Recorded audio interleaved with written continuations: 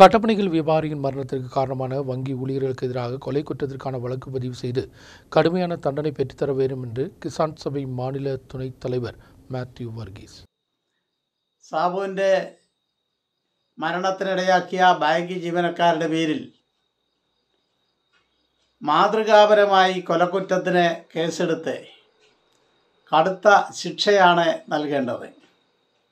അതിന് അധികാരികളുടെ ഭാഗത്തു നിന്നുള്ള നടപടികൾ ഉണ്ടാകും എന്നാണ് ഞാൻ കരുതുന്നത്. സമാന സംഭവമാണ് ഇതേ വർഷം ഏപ്രിൽ മാസം നെടുങ്കണ്ടത്തുണ്ടായത്. അവിടെ ജപ്തിയാണ് വിഷയമെങ്കിലും ജീവനക്കാരുടെ ഇടപെടലാണ് ഒരു വീട്ടമ്മയുടെ ജീവനെടുത്തത്.